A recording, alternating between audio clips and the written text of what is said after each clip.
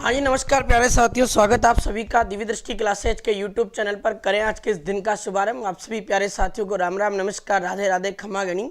एक बार सभी साथी शेयर कीजिएगा लाइव सेशन को। और जबरदस्त और शानदार सेशन आज का आपके बीच होने वाला है, जिसमें हम बात करेंगे राजस्थान करंट अफेयर्स के टॉप 10 सवालों की और राजस्थान जीके से रिलेटेड अपने महत्वपूर्ण प्रश्नों की। तो एक बार सभी साथी फटाफट से लाइव सेशन को शेयर कर दें और बढ़िया जोरदार तरीके के साथ में लाइव सेशन को जो है मित्रों वो क्लास को आप सभी लाइक भी कर दें। चलिए लाडलो, बिना किसी देरी के आज के इस दिन का शुभारंभ करेंगे।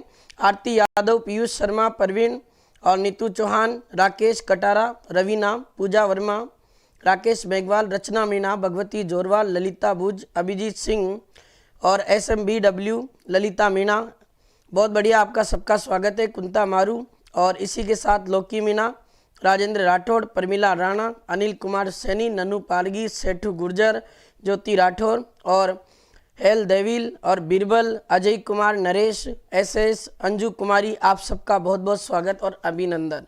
इसी के साथ अभिमीना, ललिता यादव और मेरे साथ जुड़े हैं शानू पाटीदार, मीनू।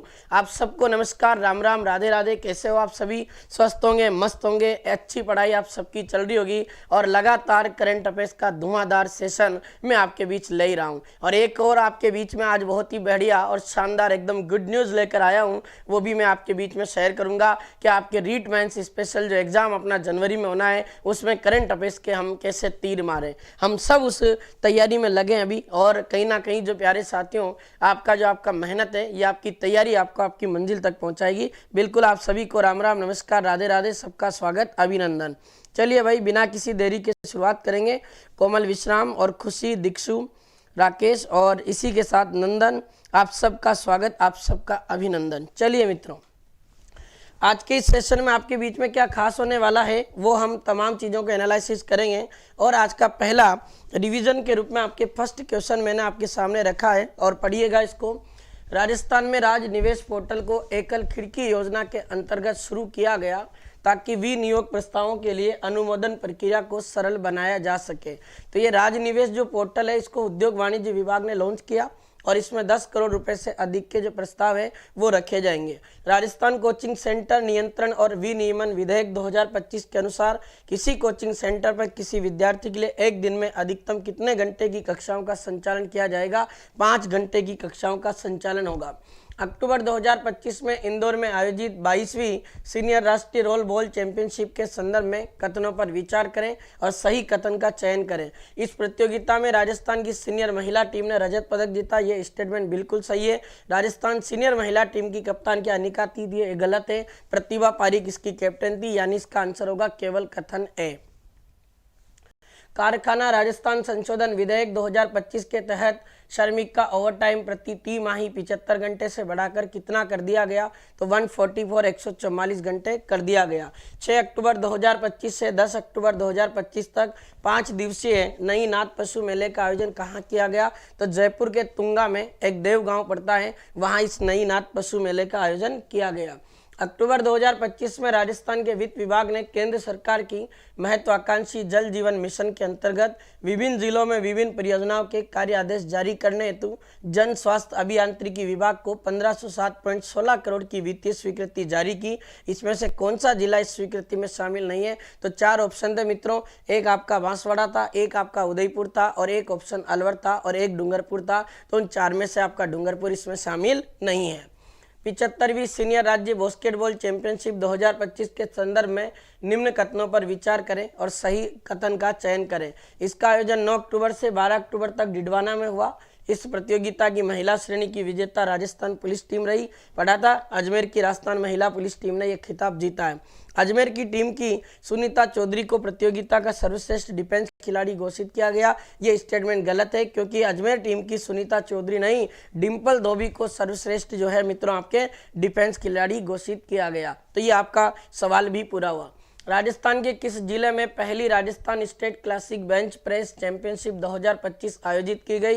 ये राजस्थान के जोधपुर में हुई। ग्रामीण परिवहन सेवा अपनी बस राजस्थान रोडवेज के संबंध में निम्न में से कौन सा कथन सही नहीं है? तो ये बसें राजस्थान रोडवेज में राज्य सरकार के द्वारा मुफ्त नहीं होगी है, इसमें पैसा लिया जाएगा, लेकिन ग्रामीण जो क्षेत्र है उसको भी अब सड़कों के माध्यम से जोड़ा जाएगा। ग्रामीण क्षेत्र में भी रोडवेज जाए ताकि वहाँ के लोगों को समय पर जो है यातायात की सुविधा मिल सके। सूची फर्स्ट के साथ में सेकंड का सम्मिलित करना था। बेटी बचाओ बेटी पढ़ाओ अभियान का उद्देश्य समाज में लड़कियों के कल्याण के बारे में जागरूकता पैदा करना।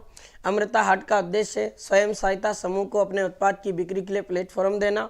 मुख्यमंत्री नारी शक्ति उद्यम प्रोत्साहन योजना का उद्देश्य महिलाओं को उद्यम स्थापित करने या विस्तार करने के लिए वित्तीय सहायता प्रदान करना। और मुख्यमंत्री नारी शक्ति प्रशिक्षण कौशल संवर्धन योजना का उद्देश्य आपके महिलाओं को स्किल डेवलपमेंट और उन्हें कॉमर्शियल जो ट्रेनिंग है उसका प्रशिक्षण देके उनका सशक्तिकरण करना। ये अपना प्रश्न था। और इसी के साथ ये गुड न्यूज आपके बीच में है कि प्यारे साथियों, आप कई साथियों का पिछला जो मैराथन का क्लास का अपना जो रिकॉर्ड बना था उसमें आप सभी ने एक इच्छा जाहिर की थी कि सर हमें राजस्थान के खेल खिलाड़ियों का एक अलग से एपिसोड करवा दो ताकि हम जो है सर उस टॉपिक को भी अच्छे से कवर कर जाएं। तो मेरे लाडलो चिंता नहीं कीजिएगा, दिव्य दृष्टि क्लासेज के इसी चैनल पर आगामी रविवार यानी 14 दिसंबर के दिन करेंट अफेयर्स का कर देंगे सुपड़ा साहब, और उसमें रीट मेंस का स्पेशल टॉपिक राजस्थान के खेल खिलाड़ी, जहां से 2 प्रश्न आपको आपकी एग्जाम में देखने को मिलेंगे। उन 2 प्रश्नों का करेंगे एनालिसिस जनवरी से लेकर दिसंबर तक, यानी 10 दिसंबर तक मैंने आपको जो करंट पढ़ाई है उसके जितने भी खेल खिलाड़ियों से सवाल बनते हैं तमाम क्वेश्चन आपके बीच में रखेंगे और बड़े जोरदार तरीके के साथ में उन तमाम सवालों को करेंगे। खिलाड़ियों को पढ़ेंगे, उनके खेल को पढ़ेंगे, उनके मेडल को पढ़ेंगे, उन खिलाड़ियों के अपने गुरु को पढ़ेंगे, कोच को पढ़ेंगे और खेल से संबंधित मंत्री पढ़ेंगे, खेल से संबंधित संघ पढ़ेंगे। A to Z पॉइंट आपके बीच में जबरदस्त और शानदार सेशन या बीच होगा आपके बीच खेल खिलाड़ी वाला। तो ये क्लास आप सब इंतजार कीजिएगा इसका। रविवार की सुबह 7 बजे आपके बीच में ये महा मैराथन क्लास होगी और फिर कह रहा हूँ 2.5-3 घंटे की क्लास होगी। 150 से 200 सवाल करवाऊंगा, जबरदस्त और शानदार कंटेंट पढ़ाऊंगा। बिल्कुल आप सबको नमस्कार, राम राम, राधे राधे, गुड मॉर्निंग। एक बार सभी साथी क्लास को लाइक और शेयर कर दे लाडलो, क्योंकि अभी तक हम 80 बच्चे जुड़ चुके हैं। थोड़ा सा और मैं चाहता हूं कि अपना जो दमखम है वो लगा दो। चलिए लाडलो, अब करते हैं आज के इस दिन का शुभारंभ। पहला ही सवाल आपके सामने जबरदस्त है। SDG इंडिया सूचकांक के अनुसार राजस्थान ने वर्ष 2023-24 में निम्न में से किस सतत विकास लक्ष्य को प्राप्त करने में 100 का पूर्ण स्कोर प्राप्त किया है? कितना गजब का सवाल है मेरे मित्रों। SDG जिसको मित्रों अपन कहते हैं सस्टेनेबल डेवलपमेंट गोल, ये भी आपको पता है, और इसी को मित्रों आपके हिंदी में क्या कहते हैं? सतत विकास लक्ष्य कहते हैं। तो SDG जो है मित्रों सस्टेनेबल जो आपका डेवलपमेंट गोल है, इसी को हम मित्रों क्या कहते हैं? इसी को हम कहते हैं सतत विकास लक्ष्य। अब आपको पता है प्यारे लाडलों, 17 आपके टारगेट हैं ये, जिसको अपने अगर कोई भी देश प्राप्त करता है तो इसका मतलब है कि उस देश के द्वारा मतलब अपने बहुत ही बेहतरीन तरीके की एक्टिविटी की जा रही है ताकि अपने जो है उस देश का विकास पूर्ण रूप से किया जा सके। ये 17 गोल है जिसमें सब कुछ कहा गया, और राजस्थान ने तो 2023-24 के आंकड़े देखे मित्रों तो अपने 100 पूर्ण स्कोर प्राप्त कर दिया है। वो सस्टेनेबल डेवलपमेंट गोल कौन सा है? क्या किफ़ायती एवं स्वच्छ ऊर्जा है? क्या उत्तरदायी उपभोग एवं उत्पादन है? आरोग्य एवं कल्याण है? या गरीबी का अंत है? तो मित्रों ध्यान रख लेना, आपके जो ऊर्जा से संबंधित जो सस्टेनेबल डेवलपमेंट गोल है उसका नंबर आ जाता है आपके SDG नंबर 7। इसने अपने राजस्थान में बड़ा बेहतरीन और शानदार सवाल बना है। 100% अपने पूर्ण स्कोर प्राप्त किया, जबकि इस सस्टेनेबल इंडिया सूचकांक में खुद इंडिया का स्कोर देखें तो 2023-24 के अनुसार आपके इंडिया जो है अपना भारत का अगर ओवरऑल प्रदर्शन देखा जाए तो मित्रों अपना स्कोर है इसमें 71, और राजस्थान अपना रंगीलो राजस्थान जहां ऊर्जा की तो भरमार हो रही है, और हमने राजस्थान में 100% जो है आपके किफ़ायती स्वच्छ ऊर्जा में 100% स्कोर प्राप्त किया। और आपको पता है लाडलो, राजस्थान का सौर ऊर्जा उत्पादन में पहला स्थान है, राजस्थान का नवीन एवं नवीकरणीय ऊर्जा उत्पादन के मामले में भी पहला स्थान है, रूफटॉप सोलर सिस्टम में आपके राजस्थान का 5वां स्थान है। ये सारे आपके ऊर्जा से रिलेटेड सवाल है, और राजस्थान सौर ऊर्जा और पवन ऊर्जा के मामले में भी नंबर 1 पे चल रहा है। याद रखना, सौर ऊर्जा की अपने राजस्थान में क्षमता है 142 गीगावाट, पवन ऊर्जा की आपने राजस्थान में स्थापित क्षमता है 284 गीगावाट। ये टोटल सवाल आपके बनते हैं छोरों, तगड़ा और जबरदस्त क्वेश्चन आपके सामने पूरा होता है। अब ये सस्टेनेबल जो डेवलपमेंट गोल है ये आपके टोटल मित्रों 17 है, और 17 जो लक्ष्य है ये आपको ध्यान रखने। नो पावर्टी पहला सस्टेनेबल गोल ये कहता है कि गरीबी का अंत करना है। दूसरा सस्टेनेबल गोल ये कहता है कि जीरो हंगर यानी जो अपने भूख मरी है उसको समाप्त करना है। तीसरा कहता है कि good health and well bag यानी स्वस्थ, अपना जो स्वास्थ्य हो वो अच्छा हो। फिर चौथा कहता है क्वालिटी एजुकेशन, आपको मतलब गुणवत्तापूर्ण एजुकेशन मिले, गुणवत्तापूर्ण आपको शिक्षा मिले। आपके पांचवा कहता है कि जेंडर इक्वेलिटी, जो लैंगिक समानता है वो भी हमें देखने को मिले। और 6 नंबर कहता है क्लीन वाटर एंड सैनिटेशन यानी स्वच्छ पानी और स्वच्छता का आपके जो एसडीजी गोल है वो 6 नंबर। और 7 नंबर है आपके अफोर्डेबल एंड क्लीन एनर्जी मतलब किफायती एवं स्वच्छ ऊर्जा, ये 7 नंबर। Decent work and economic growth यानी अर्थव्यवस्था में कैसे बढ़ोतरी करें, ये 8 नंबर है। फिर 9 नंबर है इंडस्ट्रीज एंड इनोवेशन एंड अपने इंफ्रास्ट्रक्चर यानी जो आपके उद्योग हैं उनमें निवेश और अवसंरचना को कैसे डेवलप करें। फिर है आपका 10 नंबर रिकॉर्ड आपके इन क्वालिटीज यानी आपके मित्रों आपके किस प्रकार से अपने आर्थिक समीक्षा के माध्यम से इकोनॉमी में हम ग्रोथ कर सकें।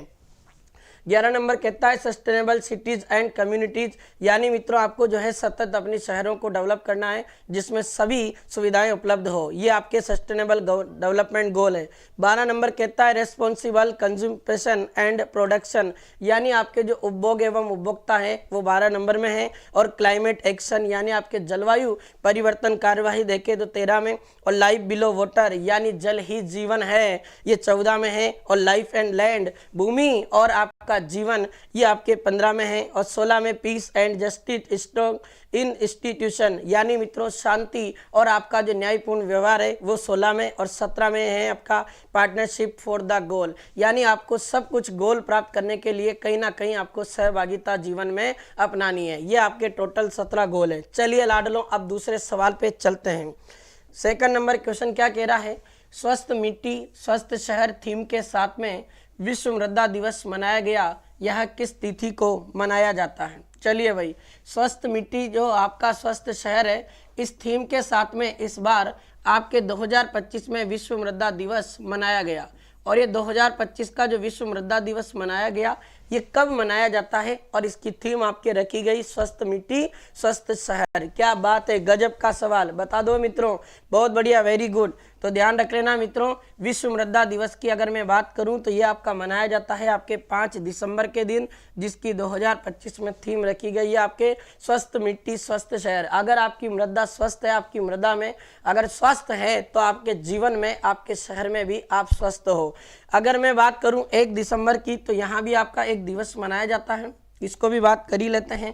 1 दिसंबर को आपके मनाया जाता है मित्रों विश्व एड्स दिवस। याद रखिएगा छोरों, एड्स दिवस मनाते इस दिन एक्वायर्ड इम्यूनी डिफेंसी सिंड्रोम जो HIV नामक एक वायरस होता है उसके माध्यम से फैलता है मित्रों, ये भी आपको ध्यान रख लेना। HIV ये वायरल बीमारी है, ये भी आपको ध्यान रखना। फिर बात करें 16 सितंबर की तो मैंने आपको पढ़ा दिया मित्रों, ये तो 16 सितंबर के दिन आपके एक दिवस मनाया जाता है और उस दिवस का नाम आपके आ जाता है लाडलों विश्व ओजोन दिवस, जिसकी अपन ने थीम भी पढ़ी थी विज्ञान से वैश्विक कार्यवाही तक, वो आपका विश्व ओजोन दिवस है 16 सितंबर को। और 5 जून के दिन आपका दिवस मनाया जाता है, उसका नाम भी ध्यान रखिएगा और उसका नाम आता है मित्रों आपके विश्व पर्यावरण दिवस। तो ये विश्व पर्यावरण दिवस आपके मनाया जाता है 5 जून को।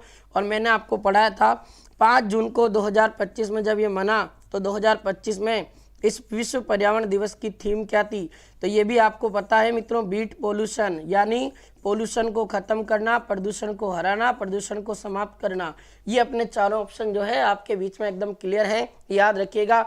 सही आंसर होगा इसका बी ऑप्शन 5 दिसंबर। एक भाई का कमेंट एक बार ले लेता हूँ,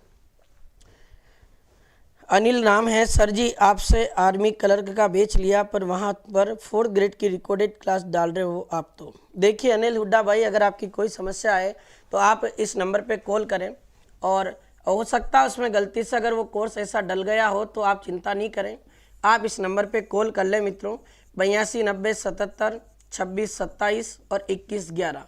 ये दोनों नंबर आपके लोकेश सर के हैं और सर के निर्देशन में ही वो सारे कोर्स डाले जाते हैं।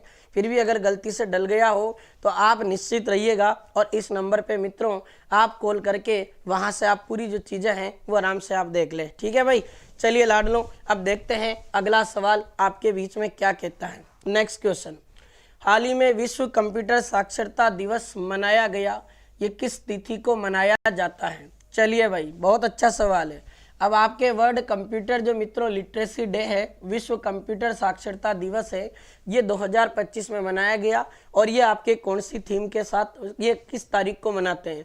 2 दिसंबर, 5 दिसंबर, 10 दिसंबर और 25 दिसंबर। क्या तगड़ा सवाल आया है। अब बता दो, विश्व कंप्यूटर साक्षरता दिवस की अगर मैं बात करूं मित्रों तो याद रखिएगा 2 दिसंबर के दिन आपके विश्व कंप्यूटर साक्षरता दिवस मनाया जाता है। तो इस प्रश्न का जो आपका आंसर होगा वो आपको ध्यान रखना है मित्रों। इसका आंसर आपका हो जाता है पहला ऑप्शन, जो आपका 2 दिसंबर की तिथि है। विश्व कंप्यूटर साक्षरता दिवस आपके मित्रों अपने मनाया जाता है कब? 2 दिसंबर के दिन। 5 दिसंबर का अभी आपको मैंने रिसेंटली सवाल पढ़ाया है। इस दिन अपन वर्ल्ड सॉइल डे मनाते हैं। विश्व मृदा दिवस, जिसकी थीम क्या रखी गई? स्वस्थ मिट्टी स्वस्थ शहर, ये भी आपको ध्यान रखना है। इसी के साथ 10 दिसंबर की बात करें मित्रों तो 10 दिसंबर को आपके मित्रों ध्यान रखना है, इस दिन अपन अंतर्राष्ट्रीय मानवाधिकार दिवस मनाते हैं। तो अंतर्राष्ट्रीय जो मानवाधिकार दिवस है मित्रों, ये आपका मनाया जाता है कब? अंतर्राष्ट्रीय मानवाधिकार दिवस का आयोजन आपके किया जाता है मेरे लाडलों आपके 10 दिसंबर को। और आपको मैं बता दूं छोरों, 10 दिसंबर का खास सवाल तुम्हारे सामने है। इस दिन अपने राजस्थान का पहला प्रवासी दिवस मनाया गया।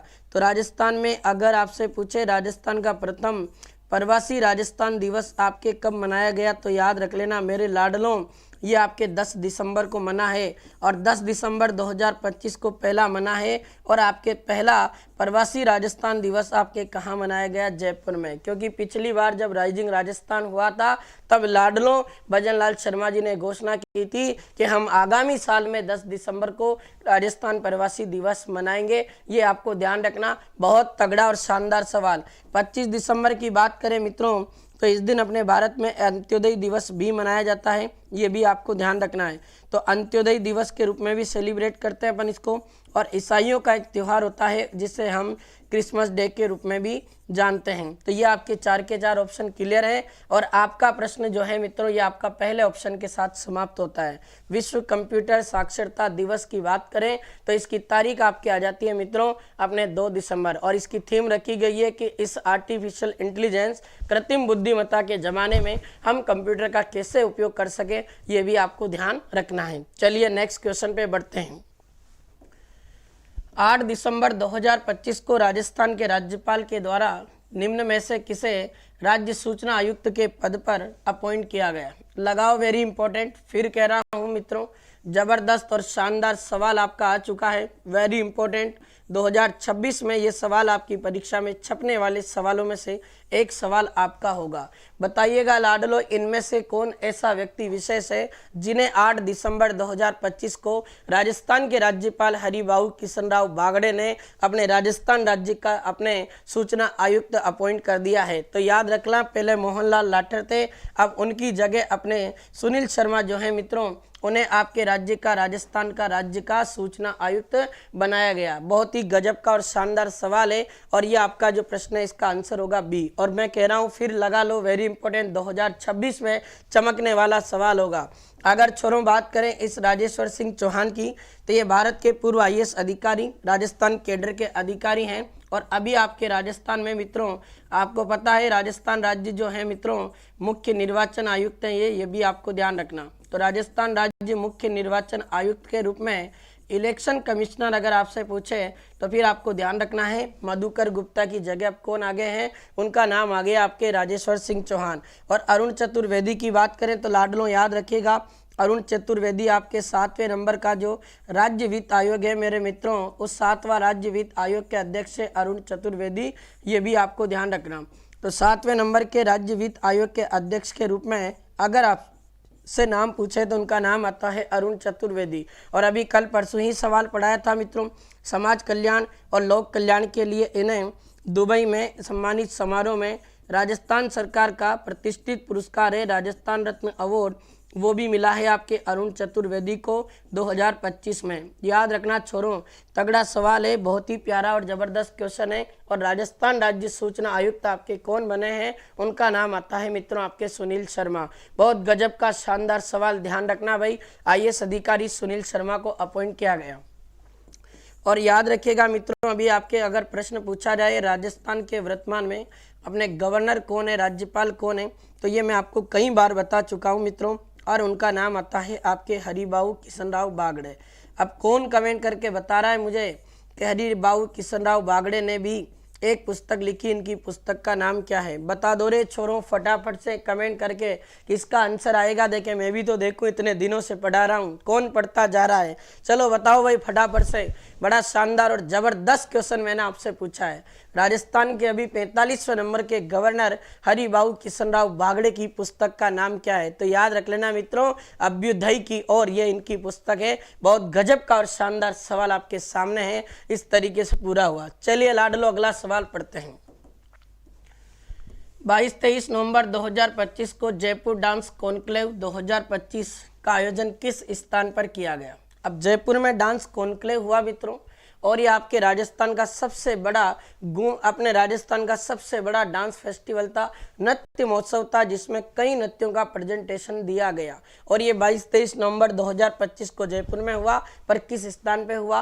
क्या जवाहर कला केंद्र जयपुर में, राजस्थान ललित कला अकादमी में, या फिर राजस्थान इंटरनेशनल सेंटर में, या राजस्थान संगीत संस्थान? तो मेरे लाडलों ध्यान रखना, ये आपका जयपुर डांस कॉन्क्लेव 2025 22-23 नवंबर के दिन आपके राजस्थान में जयपुर में स्थित जो आपका इंटरनेशनल सेंटर है राजस्थान का, उस राजस्थान इंटरनेशनल सेंटर जयपुर में ये आपका डांस जो है मित्रों कॉन्क्लेव 2025 इसका आयोजन किया गया। बिल्कुल इस प्रश्न का सी ऑप्शन है मित्रों, ध्यान रखना। अब अगर मैं बात करूं आपके जवाहर कला केंद्र की, तो 1993 में इसकी स्थापना होती है। और मित्रों मैं आपको बता दूं कि इसका डिजाइनर आपसे पूछे तो इसका डिजाइनर वास्तुकार कौन है? Charles Korea. ये दोनों ही सवाल परीक्षा में पूछे जा चुके हैं। अगर राजस्थान ललित कला अकादमी की बात करें तो 24 नवंबर 1957 को स्थापना होती है, और इसका हेड क्वार्टर मुख्यालय पूछे ये कहाँ है? आपके जयपुर में है, ये भी आपको ध्यान रखना।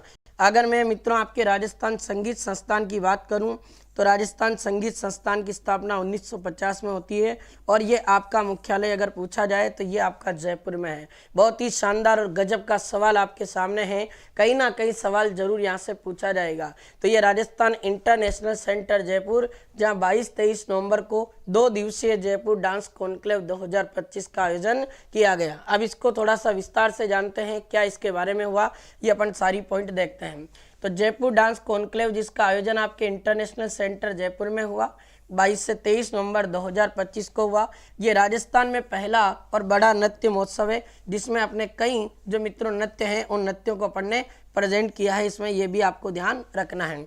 इसी के साथ इसका उद्देश्य जयपुर के दर्शकों को भारत की विविध नृत्य परंपराओं से परिचित करवाना। भारत की विविध नृत्यों की परंपरा मतलब भारत के जो क्लासिकल डांस है, शास्त्रीय नृत्य आर्ट है, उनमें से मित्रों आपने नाम भी सुना होगा, कुचिपुड़ी, कथकली, भरतनाट्यम, इस प्रकार के जो डांस है मित्रों वो आपके इस जयपुर में डांस कॉन्क्लेव 2025 में वहां आकर कलाकारों ने मंच पर प्रेजेंटेशन उनका दिया है। चलिए भाई, इसमें अगर बात करें आयोजक कौन था, तो ये कुचिपुड़ी जो डांसर है मनजोत चावला एवं अमृता लाहिड़ी कुचिपुड़ी डांसर हैं, इन दोनों के द्वारा इसका आयोजन किया गया। बहुत प्यारा सवाल, लिख लेना छोरा, इंपॉर्टेंट है। सहयोग किसने किया? पर्यटन विभाग ने किया, और राजीविका ने, ग्रामीण विकास विभाग ने, और इंटरनेशनल सेंटर। अब मैं आपको बताने जा रहा हूं प्यारे साथियों जबरदस्त सवाल। अगर मैं राजस्थान में पर्यटन विभाग की बात करूं तो राजस्थान में पर्यटन विभाग की स्थापना 1956 में होती है। इसका मुख्यालय जयपुर में है, और अभी पर्यटन विभाग का मंत्रालय आपके किसके पास है मित्रों? दिया कुमारी, जिन्हें आपको पता है ना अपने पर्यटन के क्षेत्र में वुमेन टूरिज्म मिनिस्टर अवार्ड से भी सम्मानित किया जा चुका है। अगर बात करें छोरो राजीविका की, तो इस राजीविका का सवाल भी बनता है अक्टूबर 2010 में राजीविका की स्थापना की गई, जयपुर में इसकी स्थापना हुई। और अभी वर्तमान में इसकी ब्रांड एम्बेसडर आपके कौन है, तो उनका नाम आता है रुमा देवी। और रुमा देवी का संबंध आपके बाड़मेर डिस्ट्रिक्ट से आता है। और पढ़ा दिया तुम्हें, रुमा देवी को इस साल यंग कंट्री अवार्ड से भी सम्मानित किया गया। 2018 में नारी शक्ति पुरस्कार मिला था, ये भी आपको ध्यान रखना है। अगर मैं ग्रामीण विकास विभाग की बात करूँ और इस विभाग के मंत्री की बात करूं तो उनका नाम क्या आता है मित्रों, उनका नाम आ जाता है आपके डॉक्टर किरोड़ी लाल मीणा। तो डॉक्टर किरोड़ी लाल जो मीणा जी हैं, ये आपके राजस्थान में ग्रामीण विकास मंत्रालय जो है उसके मंत्री हैं। राजीविका की स्थापना अक्टूबर 2010 में जयपुर में हुई। ब्रांड एम्बेसडर रुमा देवी है। पर्यटन विभाग 1956 में बना और अभी वर्तमान में उसका मंत्रालय दिया कुमारी के पास है। ये तमाम क्वेश्चन आपके सामने पूरे होते हैं। चलिए अगले सवाल पर बढ़ते हैं। देश का पहला राज्य कौन बना है जिसने सर नामक कार्यक्रम अभी चला था और देखने को मिला होगा तुम्हें, कहीं BLOs की मृत्यु भी देखी अपन ने, वो भी मारे गए, पता नहीं राम जाने कैसे वो मरे हैं। और कुछ BLOs हैं जो हार्ट अटैक वगैरह की इस धमकी से भी मर गए। तो विशेष गहन पुनरीक्षण SIR स्पेशल इन्वेस्टिगेशन जो आपका रिपोर्टिंग है, इस फोरम का डिजिटाइजेशन करने में 100% पूर्ण कार्य करने वाला देश का पहला राज्य कौन बना है। अरे भाई, राजस्थान का नाम नहीं आएगा तो फिर किसका आएगा। ये आपके जो सर नाम का कार्यक्रम है, ये भारत के 12 राज्यों में संचालित हुआ। उसमें रंगीलो राजस्थान है जिसने पहला स्थान प्राप्त किया है। और मैं आपको बता दूं छोरों, इस रंगीलो राजस्थान में भी पहली रैंक आपके किसकी आई है, तो राजस्थान के 2 जिले जो पहली रैंक प्राप्त कर चुके हैं। एक डिस्ट्रिक्ट का नाम आपके आता है मित्रों सलूम्बर, और एक डिस्ट्रिक्ट का नाम आपके आ जाता है मेरे लाडलों बाड़मेर। तो सलूम्बर और बाड़मेर राजस्थान के वो 2 जिले बने हैं जिन्होंने विशेष गहन पुनरीक्षण कार्य में 100% फॉर्म को डिजिटाइजेशन करने के मामले में राजस्थान में पहला स्थान प्राप्त किया। और राजस्थान पूरे देश में पहला स्थान प्राप्त कर चुका है लाडलो, ये आपको ध्यान रखना। इस विशेष गहन पुनरीक्षण जो कार्यक्रम है, इसका पहला चरण 1 महीने तक चला मित्रों।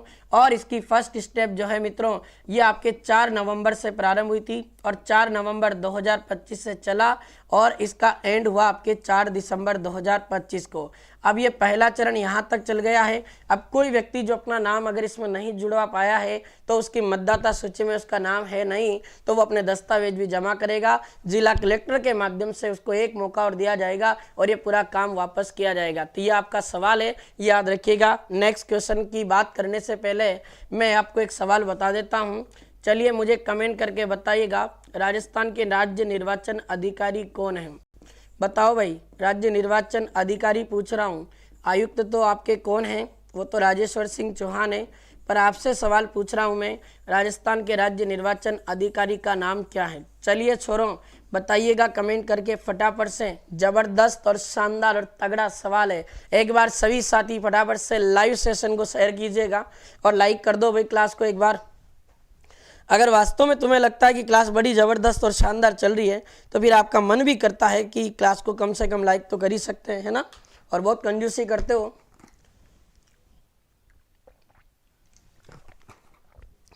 चलिए बहुत बढ़िया, वेरी गुड, सही आंसर दिया है मित्रों। और आपके राजस्थान के जो निर्वाचन अधिकारी हैं उनका नाम आता है मित्रों आपके नवीन महाजन। तो नवीन महाजन आपके निर्वाचन अधिकारी हैं, जबकि राजस्थान के राज्य निर्वाचन आयुक्त आपके राजेश्वर सिंह चौहान है। चलिए लाडलो, नेक्स्ट क्वेश्चन। 5 से लेकर 18 दिसंबर 2025 को कौन कौन से 2 देशों के बीच में हरिमो नामक एक संयुक्त सैन्य अभ्यास हुआ है। इसका आगाज राजस्थान के रेगिस्तानी क्षेत्र में हुआ। अरे भाई साहब, तगड़ा सवाल, फिर कह रहा हूँ शानदार और जबरदस्त सवाल। राजस्थान का रेगिस्तानी क्षेत्र तो इन दिनों अपने 2025 में संयुक्त सैन्य अभ्यास के लिए बड़ा चर्चा में रहा। और ये राजस्थान के रेगिस्तानी क्षेत्र की जो ये बात कर रहा है ना लाडलों, ये राजस्थान के रेगिस्तानी क्षेत्र में बात कर रहा है किसकी, बीकानेर जिले की। और इस बीकानेर में आपके एक महाजन फील्ड फायरिंग रेंज है, उसमें ये सारे संयुक्त सैन्य अभ्यास किए जा रहे हैं। बीकानेर की महाजन फील्ड फायरिंग रेंज है। बहुत अच्छा सवाल है लाडलों, इसमें यह सैन्य अभ्यास आपका किया जा रहा है। इस बार हरिमो नामक जो संयुक्त सैन्य अभ्यास है, इस अभ्यास का मित्रों ये साल 2025 में अपने 5वां नंबर का संस्करण है, ये भी आपको ध्यान रखना है। तो 5वें नंबर का एडिशन है ये, और ये आपके बीकानेर के महाजन फील्ड फायरिंग रेंज में हुआ। हरिमो नामक जो संयुक्त सैन्य अभ्यास है ये अपने विश्व के 2 देशों के बीच में होता है। एक का देश का नाम है इंडिया और एक देश का नाम आपके आ जाता है मलेशिया। तो भारत और मलेशिया के बीच में हरिमो नामक एक संयुक्त सैन्य अभ्यास 5 से लेकर 18 दिसंबर तक चल रहा है मित्रों, याद रखिएगा। बहुत ही शानदार और जबरदस्त सवाल। अब मैं आपको बता देता हूं, भारत और फ्रांस के बीच में भी एक आपके सैन्य अभ्यास हो चुका है, उसका नाम आता है आपके शक्ति सैन्य अभ्यास, और मैंने पढ़ा दिया आपको मित्रों। ये भी आपके कौन से स्थान पे हुआ, बीकानेर के महाजन फील्ड फायरिंग रेंज में। भारत और जापान के बीच में मित्रों अपन पढ़ चुके हैं, ये भी बीकानेर के महाजन आपके फील्ड फायरिंग रेंज में हुआ है। और भारत और जापान के बीच में कौन सा अभ्यास हुआ, दरमगोर्जियन अभ्यास, ये भी आपको ध्यान रखना है। इसी के साथ मित्रों भारत और रूस की बात करें तो ये तो खास मित्र हैं भाई, और इन दोनों के बीच में अपने कौन सा अभ्यास हुआ है, तो इंद्र नाम का एक सैन्य अभ्यास हुआ है मित्रों, इंद्र संयुक्त सैन्य अभ्यास, ये भी आपको ध्यान रखना है। ये भारत और रूस के बीच में कहाँ हुआ मित्रों, ये आपके हुआ है बीकानेर के महाजन फील्ड रेंज में। और ये भारत और मलेशिया दोनों के बीच में जो आपके हरिमो नामक जो मित्रों ये सैन्य अभ्यास है, ये आपको ध्यान रखना है। हरिमो नामक संयुक्त सैन्य अभ्यास आपके भारत और मलेशिया के बीच में आयोजित किया गया। अब मित्रों मैं आपको बताने जा रहा हूँ एक बेहतरीन सवाल, बोल्ड कुरुक्षेत्र नाम का एक सैन्य अभ्यास है, सुना भी होगा मित्रों आपने इसका नाम, और बताओ देखे किसको याद है। बोल्ड कुरुक्षेत्र जो अभ्यास है ये कौन कौन से 2 देशों के बीच में हुआ, ये आपको कमेंट करके बताना है, और मैं तो आपको कई बार पढ़ा चुका हूँ। ये बोल्ड कुरुक्षेत्र अभ्यास जिसकी मैं बात करने जा रहा हूँ छोरों, इसका आयोजन आपके राजस्थान के जोधपुर में हुआ था, और जोधपुर में ये बोल्ड कुरुक्षेत्र अभ्यास आपके 2 देशों के बीच हुआ, ये भी आपको बताना है। जबरदस्त और शानदार सवाल, चलिए भाई कमेंट करके बताइएगा। बहुत अच्छा और शानदार क्वेश्चन पूछा है मैंने। इतनी देर में मैं आपको एक सवाल बता देता हूँ। इसी बीकानेर के फील्ड फायरिंग रेंज में आपके मित्रों एक अजय वॉरियर नामक सैन्य अभ्यास हुआ, उसको भी अपन पढ़ चुके हैं। और अजय वॉरियर नामक जो सैन्य अभ्यास है ये आपके 2 देशों के बीच होता है लाडलों, और ये सैन्य अभ्यास 2 देशों के बीच हुआ। कौन कौन से देश, तो एक तो आपका इंडिया आ जाता है और एक आपका यूनाइटेड किंगडम आ जाता है यूके, ये भी याद रखना। अरे भाई क्या बात है, भारत सिंगापुर नहीं मेरे लाडले, भारत और मिस्र के बीच में आपका बोल्ड कुरुक्षेत्र अभ्यास हुआ, ठीक है छोरो। नहीं, बोल्ड कुरुक्षेत्र अभ्यास किसी देश के बीच में नहीं, भारत का अभ्यास है, वो आपका आ जाता है मित्रों जिसका नाम साइक्लोन है, जो भारत और मिस्र के बीच हुआ था। चलिए छोरो गजब का सवाल, और अगले प्रश्न पर बढ़ता हूँ। सितंबर 2025 में यूपीआई से भुगतान करने के मामले में राजस्थान का संपूर्ण देश में कौन सा स्थान रहा है। लो जी, अब कौन कैश पेमेंट करे, अब तो लो स्कैनर और नंबर, लो जी मैंने यूपीआई कर दिया है। बताइएगा छोरों, राजस्थान ने सितंबर 2025 में पूरे भारत में यूपीआई करने के मामले में कौन सा स्थान प्राप्त किया, ये प्रश्न आपके सामने है। एक बार शेयर करो क्लास को, जबरदस्त और शानदार सेशन। चलिए लाडलो बताइएगा फटाफट से क्या इसका आंसर होगा। बहुत बढ़िया, वेरी गुड। पहला बता रहे हैं, तीसरा बता रहे हैं, चलो भाई कोई बात नहीं। याद रखना छोरों, एक का भी सही आंसर नहीं है। हमारा स्थान आया है इसमें 7वां। हम जैसे जनसंख्या में है वैसे ही हम मेरे प्यारे मित्रों यूपीआई से भुगतान करने के मामले में पहले ही पहला आंसर दे रहे हो। लो जी, पहला स्थान तो मेरे भाई किस में है, लो गुरुजी बता दियो ना, ले मेरे भाई लिख ले। सौर ऊर्जा उत्पादन में पहला स्थान है राजस्थान का।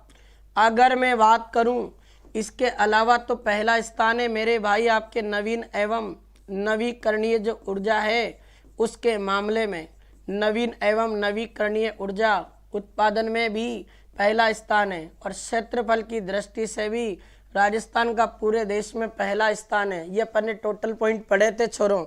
अगर बात करें यहाँ से तीसरे स्थान की, तो तीसरा आपको मैं बता चुका हूँ किसमें है। एक तो तीसरा स्थान आपके राजस्थान का हाईवे की दृष्टि से है, तो हाईवे की जो दृष्टि है उससे भी आपके राजस्थान का कौन सा स्थान आता है, ये तीसरा स्थान आता है। इसी के अलावा तीसरा आपको मैंने एक सवाल और पढ़ा रखा है, आयुष्मान जो आपके लाडले भारत योजना है, इस आयुष्मान भारत योजना में भी अपने राजस्थान का प्रदर्शन जो है वो आपके कौन सा स्थान रखता है? राजस्थान आपके 3rd नंबर रखता है, जबकि आभा card, Ayushman Bharat health account में राजस्थान का 2रा स्थान है। ये दोनों पॉइंट भी मैंने पढ़ाए थे। 5वां स्थान आपके आ जाता है। और राजस्थान का ये रूफ टॉप जो सोलर सिस्टम है मित्रों, इसमें है आपके छतों पर जो सौर पैनल लगाए जाते हैं, रूफ टॉप सोलर पैनल, इसके मामले में अपने राजस्थान का कौन सा स्थान है? 5वां। और हम यूपीआई से भुगतान करने के मामले में 7वें स्थान पे अभी चल रहे हैं। याद रखना भाई, ये आपका सवाल भी जबरदस्त और शानदार था जो पूरा हुआ। अगला सवाल पढ़ते हैं। राजस्थान के राज्यपाल हरिभाऊ किशनराव बागड़े ने अपने राजस्थान स्वास्थ्य विज्ञान विश्वविद्यालय जयपुर का कुल गुरु किसे अपॉइंट किया है? लो जी, आ गया तगड़ा सवाल।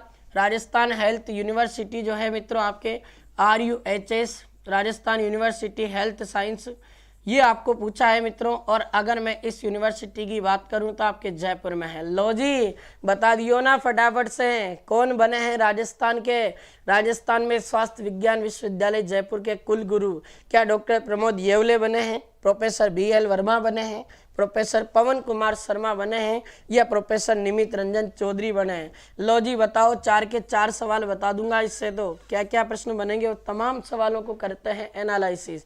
तो बहुत बढ़िया, आपका सही आंसर है। और इस प्रश्न का ये आपका आंसर हो जाता है मित्रों A option. Doctor Pramod Yewale आपके राजस्थान स्वास्थ्य विज्ञान विश्वविद्यालय जयपुर के कुल गुरु हैं। चलिए प्रोफेसर BL वर्मा की बात करें तो याद रखिएगा VOMU जो आपके कोटा है, वर्धमान महावीर जो ओपन यूनिवर्सिटी है मित्रों, उसके कुल गुरु हैं आपके कौन? Professor BL Verma. अरे प्रोफेसर पवन कुमार शर्मा कौन है?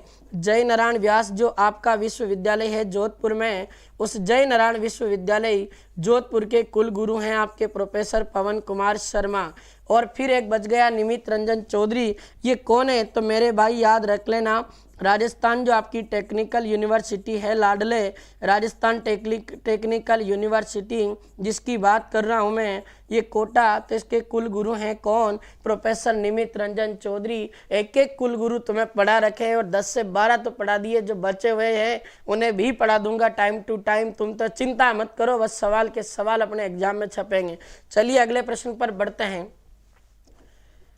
12 नवंबर 2025 से 28 फरवरी 2026 तक सांस अभियान का संबंध किस विभाग से है? अरे भाई साहब, इतना लंबा आपके ये अभियान चलेगा भाई, जिसका नाम है सांस। गुरुजी मारे सांस को नहीं आ रही। ओ गुरुजी मारो एग्जाम जनवरी में आ गए हो, मारी तैयारी भी घनी अच्छी है, पर मारे से नंबर ना आ रहा टेस्ट में, काई करूं गुरुजी, मारे सांस को नहीं आ रही। ले मेरे लाडले बता दे रे भाई, सांस अभियान का संबंध किस डिपार्टमेंट से है? अरे तुझे पता है मेरे मुन्ना, अभी चल रही है सर्दी, और सर्दी जब चल रही है तो बच्चों में बढ़ रही है सर्दी। सर्दी जब बढ़ती है, बच्चों को जब सर्दी जुकाम होता है मेरे मुन्ना, तो उसकी सांस में प्रॉब्लम हो जाती है, और ऐसी स्थिति में बच्चे को निमोनिया हो जाता है। बच्चे को निमोनिया से दूर करने के लिए अपने राजस्थान के हेल्थ डिपार्टमेंट ने, चिकित्सा विभाग ने अपने सांस अभियान चलाया, और तेरे को सांस दे देंगे। अरे मेरे भाई, राजस्थान चिकित्सा एवं स्वास्थ्य विभाग, इस डिपार्टमेंट ने आपका ये अभियान चलाया है, जो आपका 12 नवंबर से चल रहा है, 28 फरवरी 2026 तक चलेगा। निमोनिया नहीं करेंगे। अब देख लो, राजस्थान खेल विभाग के मंत्री कौन है? बता चुका हूँ कई बार। इस डिपार्टमेंट के मंत्री हैं कौन? कर्नल राज्यवर्धन सिंह राठौड़। अब गलत मत कर देना छोरों, कर्नल राज्यवर्धन सिंह राठौड़ हैं। उद्योग वाणिज्य विभाग भी मंत्री यही है, और राजस्थान के चिकित्सा स्वास्थ्य विभाग के मंत्री भी आपको कई बार बता दिया, अब तो याद रह गया होगा। उनका नाम आता है मित्रों आपके गजेंद्र सिंह खींवसर, ये भी आपको ध्यान रखना है। इसी के साथ अगर मैं बात करूं, उद्योग एवं वाणिज्य विभाग का मंत्रालय किसके पास है? तो ये भी आपके मित्रों कर्नल राज्यवर्धन सिंह राठौड़ के पास है। अरे भाई ले, गजब का सवाल आपके सामने बना है। और राजस्थान में कर्नल राज्यवर्धन सिंह राठौड़ के पास में खेल विभाग, उद्योग विभाग, कौशल विकास विभाग और युवा मामलात विभाग, सारे डिपार्टमेंट इनको दे रखे अपन ने। सैनिक कल्याण विभाग, ठीक है छोरों, ये आपका सांस अभियान। ले मेरे भाई, सांस को थोड़ा पढ़ा देता हूँ। सांस अभियान 2025 पढ़ते हैं। इसमें जो सांस लिखा है, इस सांस का अर्थ क्या होता है? एस का मीनिंग होता है सोशल, ए का मीनिंग होता है awareness, and action to neutralise end pneumonia successfully. यानी मेरे प्यारे साथियों, सांस अभियान का उद्देश्य है कि किसी भी तरीके से जो बच्चों में जो निमोनिया होता है उस तरीके से निमोनिया में कमी लाना है और निमोनिया पर कार्यवाही करना है ताकि हमारे बच्चों को सुरक्षित हम बचा सकें। निमोनिया को सफलतापूर्वक निष्क्रिय करने के लिए सामाजिक जागरूकता फैलाई जाएगी और उस पर एक्शन लिया जाएगा। ये इस सांस अभियान का अपने क्या होता है मित्रों, ये इसका मीनिंग होता है। और इसकी अवधि होगी 12 नवंबर 2025 से लेकर 28 फरवरी 2026 तक चलने वाला है ये। ठीक है भाई। सांस अभियान उद्देश्य देखिए 5 वर्ष तक के बच्चों में निमोनिया स्क्रीनिंग और जागरूकता चलाएंगे। इसकी थीम रखी गई है निमोनिया नहीं तो बचपन सही। अगर बच्चे में निमोनिया नहीं हुआ तो उस बच्चे का बचपन पूरा सही हो जाएगा। ध्यान रख लेना, घर में 5 साल से छोटा बच्चा है ना तो थोड़ा सर्दी जुकाम वाला मामला बैठ सकता है। और तुम्हें पता है ना, अपने बूढ़े डोगरे जैसे हाँ खांसी करते हो ना तुम, इसलिए थोड़ा बच के रहना, बच्चे को भी बचा लेना। बहुत घातक बीमारी है निमोनिया। निमोनिया नहीं तो बचपन सही, और बचपन सही तो जवानी सही, और जवानी सही तो बुढ़ापा सही, है ना, याद रखना। और संबंधित संस्थान है, सभी चिकित्सा संस्थान में चलेगा, आयुष्मान आरोग्य मंदिर में और आंगनवाड़ी जो सेंटर है वहाँ से अपने सारी चीज़ें होगी। और बच्चे को निमोनिया से बचाना है तो ये सांस अभियान चलाया जाएगा। बच्चे को जागरूकता फैलाएंगे बच्चों में, समाज में, ताकि बच्चे को निमोनिया ना हो सके। ले मेरे भाई, ये आपके करंट अफेयर्स से रिलेटेड पूरे सवाल कंप्लीट हुए। अब ये जो है विजय सीरीज के सवाल, मुझे लगता है ये तो कल वाले ही सवाल थे जो अपन ने कर दिए थे, और आज गलती से हो सकता है कि टेक्निकल जो टीम है, टाइपिस्ट है, उन्होंने गलती से इन प्रश्नों को लगा दिया है। तो इसलिए मित्रों मैं आपसे कहना चाहता हूं कि आज अपन जो है करंट अफेयर्स के जो सवाल है वही कर पाएंगे। कुछ विशेष पॉइंट है जो मैं आपको पढ़ा देता हूं, जो आपके रीट बेंच के लिए आपकी जान है। एक बार आ जाओ भाई, कुछ पॉइंट आपके बीच में पढ़ा देता हूँ, 5-7 मिनट के पॉइंट है, याद रखना। जैसे मित्रों आपसे पूछा जाएगा, बहुत ही गजब के और शानदार सवाल पढ़ा रहा हूँ। एक तो आपसे कुछ साहित्यिक रचनाएं पूछी जा सकती हैं। देखिएगा, एक रचना का नाम है मित्रों बोल बारमली, बोल बारमली, और एक रचना का नाम आता है आपके मिर्गला। ये दोनों साहित्यिक रचनाएं आपके किसकी हैं? तो याद रखिएगा भाई, ये दोनों साहित्यिक रचनाएं आपके किसने लिखी है? उनका नाम आता है मित्रों आपके सत्य प्रकाश जोशी। इसी के साथ मैं आपको 1-2 और बुकें पढ़ा देता हूं। अगर आपसे पूछे मित्रों कानड़देव प्रबंध और वीरमदेव सोनगरारी बात, ये पुस्तक किसकी है? कानड़देव प्रबंध वीरमदेव सोनगरारी बात, ये पुस्तक अगर आपसे पूछे लाडलो तो फिर आपको ध्यान रखना है भाई, ये पुस्तक आपके किस व्यक्ति ने लिखी है? उनका नाम आता है मित्रों आपके पद्मनाभ। बहुत अच्छा और शानदार सवाल है, याद रखना। इसी के साथ में अगर मैं बात करूं मित्रों, तो एक साहित्यिक रचना का नाम आता है आपके प्रबंध कोश। ये रचना पूछे आपसे तो याद रखिएगा, इस रचना के लेखक है अपने कौन? राजशेखर है, ये भी आपको ध्यान रखना है। इसी के साथ अगर मैं अगले सवाल पर चलूं तो ये वीडियो में पूछा था, गिर ऊंचा ऊंचा घड़ा, ये रचना कुंभलगढ़ दुर्ग से संबंधित है, याद रखिएगा मित्रों। और इस साहित्यिक रचना के साथ ही पटवार में एक सवाल आया था, वो भी याद रख लेना, उसका नाम आता है आपके अमोलक बाता। तो अमोलक बाता गिर ऊंचा घड़ा, ये आपके रचना है किसकी? तो लक्ष्मी कुमारी चुंडावत की है, ये भी आपको ध्यान रखना है। रीट स्पेशल टॉपिक है ये, जहाँ से 4 से 5 सवाल आपकी परीक्षा में आपको देखने को मिलेंगे। फिर इसी के साथ में अगर बात करें मित्रों साहित्यिक रचनाओं की, तो एक अंग्रेजी वाली बुक आ जाती है और उसका नाम आ जाता है आपके ए हिस्ट्री ऑफ राजस्थान। राजस्थान का एक इतिहास किसके द्वारा लिखा गया?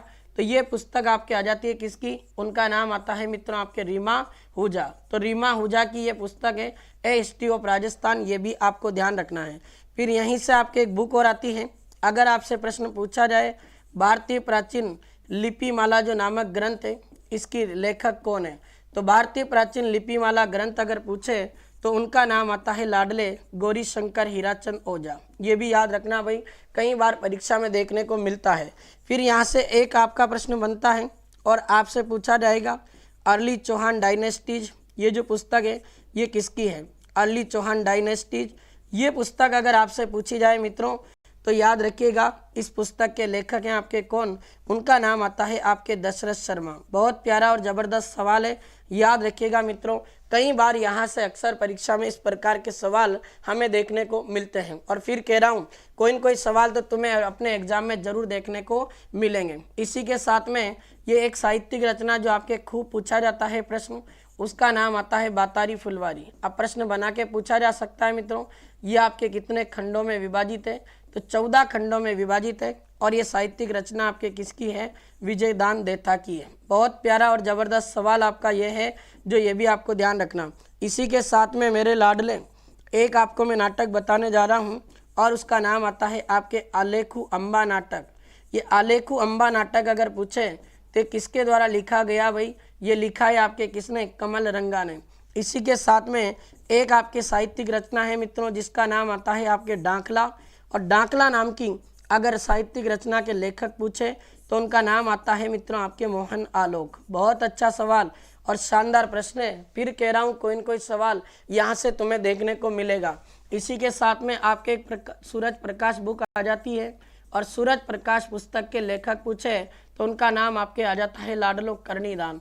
ये भी आपको ध्यान रखना है। बहुत अच्छा और शानदार सवाल है, ये गजब का सवाल। फिर यहाँ से अजीतो उदय नामक एक व्यक्ति है, जिनकी एक पुस्तक है, और उन्होंने लिखा है किताब का नाम जग जीवन भट्ट। तो जग जीवन भट्ट की पुस्तक है अजीतो उदय। ये भी आपके परीक्षा में अक्सर हमें देखने को मिलता है, ये भी आपको ध्यान रखना है।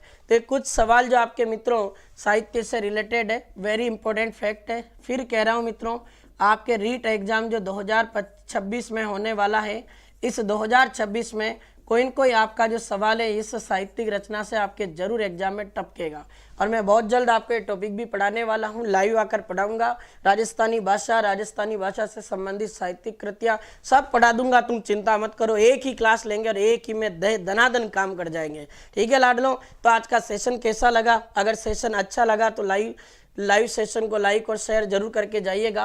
और बड़ा शानदार और ज़बरदस्त सेशन आपके बीच लगातार मैं ले रहा हूं मित्रों। तो आप सभी से मुझे गुजारिश रहेगी कि आप सभी बेसब्री से इस क्लास को लगातार देखते रहिएगा, और कल मिलते हैं इससे जोरदार सेशन के साथ में। आप सभी का बहुत बहुत धन्यवाद, आप सभी का बहुत बहुत थैंक यू सो मच। ठीक है लाडलो, थैंक यू सो मच। मिलते हैं कल सुबह 7 बजे।